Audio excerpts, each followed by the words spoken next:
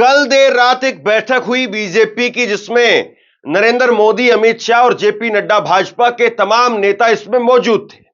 और इस बैठक के अंदर फैसला लिया गया हरियाणा में कौन कहां पर लड़ेगा, जम्मू कश्मीर में टिकटों की घोषणा कब की जाए और किस किस को टिकट दी जाए।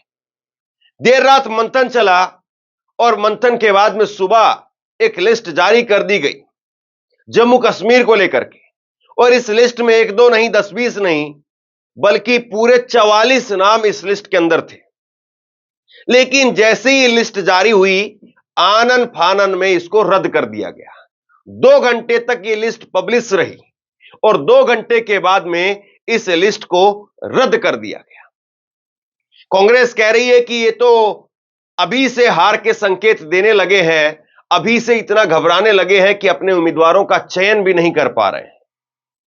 आपको पता होगा कि हाल ही में हरियाणा बीजेपी की तरफ से भी एक लेटर आया था और हरियाणा बीजेपी के अध्यक्ष ने बाकायदा चुनाव आयोग को एक खुला खत लिख करके, लेटर लिख करके कहा कि हम चुनाव नहीं चाहते हैं 1 अक्टूबर को, आप चुनाव को और आगे सरका दीजिए।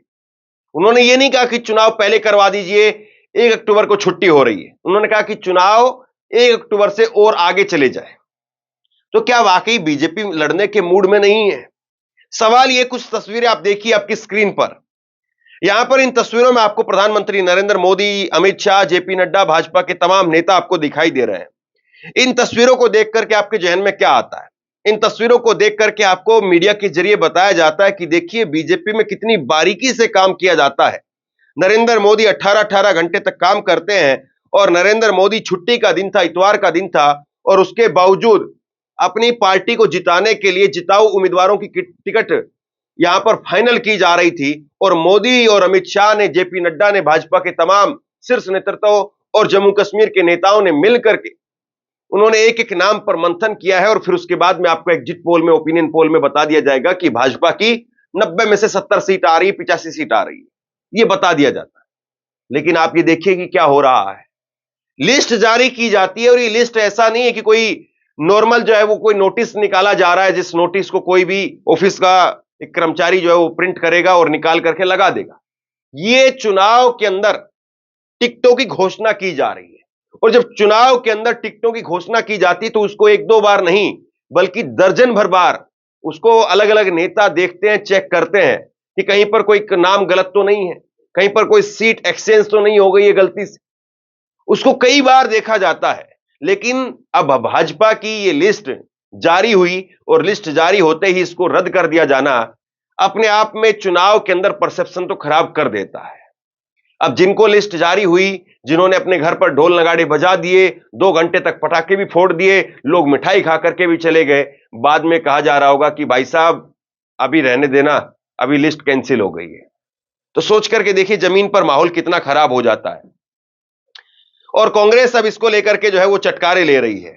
कांग्रेस की तरफ से ट्वीट भी किया जा रहा है। लेकिन सबसे पहले मैं आपको खबर बता देता हूं। खबर आप देखिए, जम्मू कश्मीर के अंदर बीजेपी ने जेके के लिए नई लिस्ट जारी की। पहले चरण में 15 उम्मीदवारों का ऐलान का कोई बदलाव नहीं।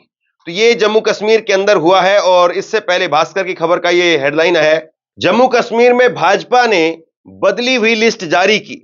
सुबह 10 बजे 44 नाम 2 घंटे में वापस ली। 41 मिनट बाद पहले फेज के 15 नाम जारी किए।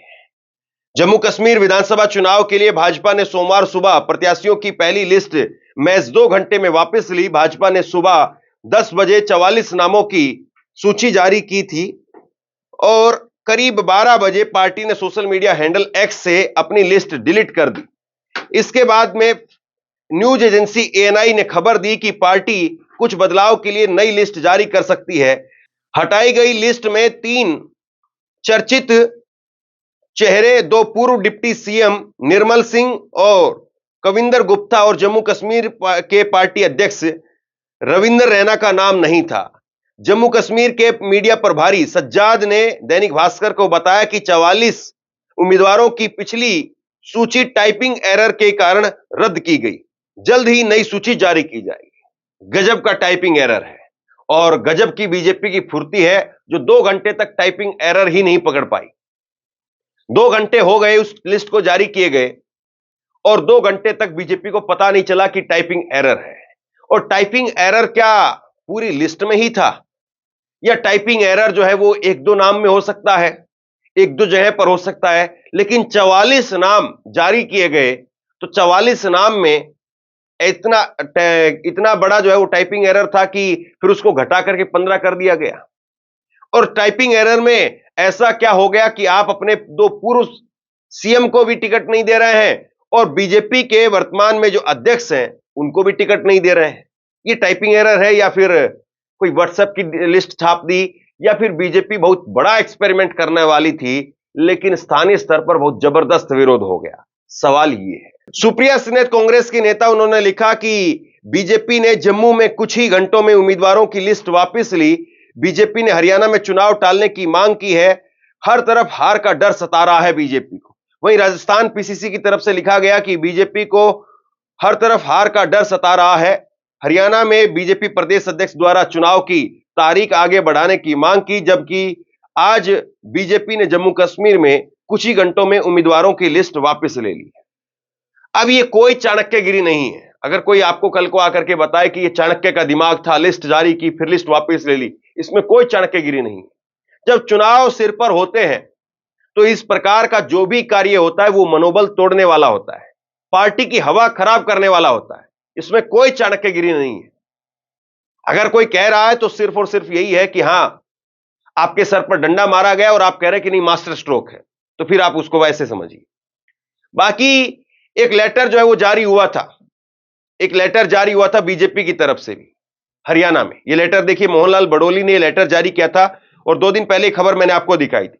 इस लेटर में जो है वो बीजेपी ने कहा था, पॉइंट नंबर 4 देखिए आप, प्रदेश के अनेक परिवार इस लंबे अवकाश के कारण प्रदेश से बाहर जाने की प्रबल संभावना है, तो निश्चित ही मतदान में कमी आएगी। क्या हुआ था, बीजेपी ने कहा कि भाई 28 तारीख को शनिवार है, 29 तारीख को रविवार है, लोग 30 तारीख की छुट्टी ले लेंगे, 1 तारीख को वोटिंग का दिन रहेगा तो अपने आप छुट्टी रहेगी, 2 अक्टूबर की गांधी जयंती है इसलिए छुट्टी रहेगी, और 3 तारीख की एक और जयंती है उसकी भी छुट्टी रहेगी। तो कुल 5 दिनों की छुट्टी जो है हो सकती है।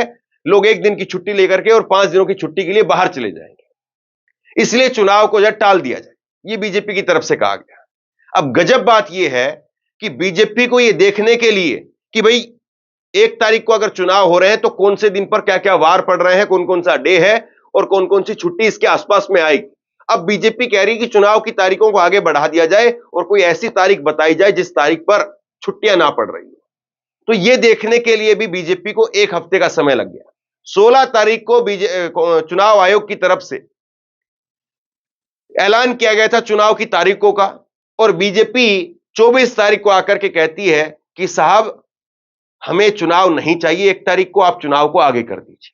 कांग्रेस ने इस पर चटकारे लिए। कांग्रेस की तरफ से लिखा गया, 1 अक्टूबर का दिन वोटिंग के लिए बहुत उपयुक्त है। बीच में 2-3 दिन की छुट्टी होने के कारण दूर दराज रहने वाले हरियाणवी अपने गांव में आकर के आराम से वोट डाल सकेंगे। भाजपा का चुनाव आयोग को लिखा गया पत्र बचकाना है। भाजपा हरियाणा के लोगों को आलसी और गैर जिम्मेदार समझती है। दीपेंद्र सिंह हुड्डा ने लिखा कि हरियाणा बीजेपी ने चुनाव आयोग को चुनाव टालने के लिए पत्र लिखा है, जो दर्शाता है कि बीजेपी चुनाव में किस कदर घबराई हुई है। अपनी हार सामने देख करके सत्ताधारी पार्टी द्वारा बचकाने तर्क दिए जा रहे हैं, क्योंकि उनके पास में कोई मुद्दा नहीं है, न जनता को बताने के लिए कोई काम है या उपलब्धि है, न टिकट देने के लिए लायक 90 उम्मीदवार हैं। इसीलिए बीजेपी छुट्टियों का बहाना बना करके चुनाव टालने की साजिश कर रही है। हरियाणा के मतदाता बेहद जागरूक है, वो छुट्टी मनाने के लिए नहीं जाएंगे, बल्कि बीजेपी की छुट्टी करने के लिए भारी संख्या में मतदान केंद्र में आकर के वोट करें। अब डर तो कांग्रेस को भी हो सकता है, नुकसान तो कांग्रेस को भी हो सकता है, ये बीजेपी को ही डर क्यों लग रहा है, सवाल इस बात का है। अब जिस तरीके से लेटर लिखा गया, उसके बाद में मोहनलाल बडोली वो सामने आए, सफाई देने की कोशिश की कि कांग्रेसियों का गणित और हिसाब किताब दोनों में तो दिक्कत थी, पर इन्हें पढ़ने में भी तकलीफ है। यह लेटर चुनाव टालने के लिए नहीं, बल्कि ज्यादा से ज्यादा लोग मतदान कर सके इसलिए लिखा गया है। और रहा सवाल डर का, तो इस पत्र से कांग्रेस डर रही है।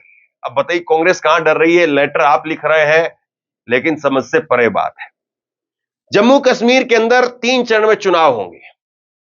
25 सितंबर को और उसके साथ साथ 18 सितंबर और 1 अक्टूबर को 3 चरण में चुनाव होंगे। और आज जब लिस्ट जारी की गई, 44 उम्मीदवारों की लिस्ट जारी की गई, तो पहले चरण के लिए 15 उम्मीदवारों की लिस्ट जारी की गई। पहले चरण में 24 सीटों पर चुनाव होगा, जिसमें 15 सीटों का आज घोषणा की गई थी।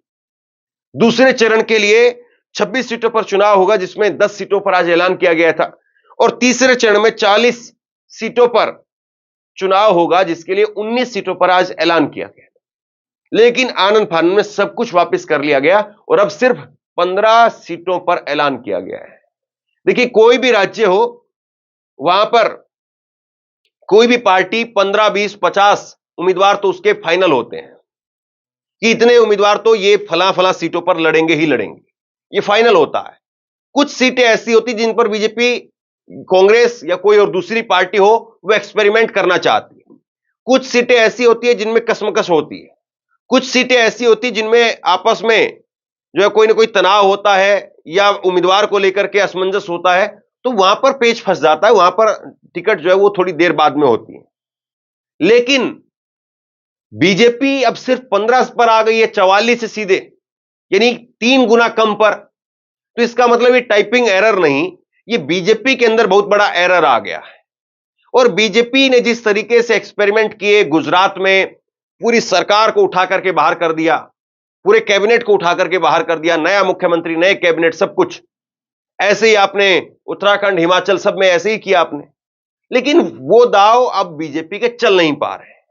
अब बीजेपी 240 पर नहीं है, तो इसकी वजह से न केवल बीजेपी को उनके विरोधी दबा रहे हैं, बल्कि बीजेपी के अंदर के लोग भी अब बीजेपी के इन एक्सपेरिमेंट को मानने से इनकार करते हुए दिखाई दे रहे हैं।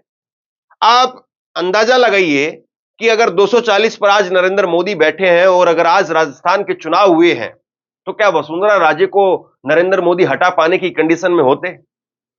सोचिए जरा इस बात। क्या शिवराज सिंह चौहान, जिनके नाम पर बीजेपी जीत करके आई, शिवराज सिंह चौहान जिन्होंने अपने नेतृत्व में चुनाव लड़ा और दोबारा से सरकार को रिपीट कराया, क्या उनको हटा पाते? तो हार के कई सारे साइड इफेक्ट होते हैं, जीत के भी कई सारे साइड इफेक्ट होते हैं। बीजेपी भले ही जीत गई हो, लेकिन उस जीत में भी हार जैसे साइड इफेक्ट नजर आ रहे हैं। और मोदी की जो लगातार परसेप्शन गढ़ा जाता था, मोदी को लेकर के जिस तरह की बातें कही जाती थी, वो एक एक करके तार तार होती हुई यहां पर नजर आ रही है। और सबसे बड़ा सवाल यह है कि बीजेपी अब इससे कैसे उभरती है। जिस तरीके से बीजेपी ने जम्मू कश्मीर में टिकटों की घोषणा की और उसको वापस लिया, हरियाणा के अंदर खुद प्रदेश अध्यक्ष चुनाव टालने की बात कह रहे हैं, क्या आप बताइए कि यह चुनाव के लिए अच्छे संकेत हैं या चुनाव से पहले ही बीजेपी के हार के संकेत सामने आने लगे हैं? आप क्या सोचते हैं? नीचे कमेंट बॉक्स में लिख करके जरूर बताइए। इस वीडियो को खूब शेयर कीजिए, लोगों तक पहुंचाइए और इसी तरह की तमाम खबरों के लिए ऑनलाइन न्यूज इंडिया को सब्सक्राइब कीजिए। आपका बहुत बहुत धन्यवाद।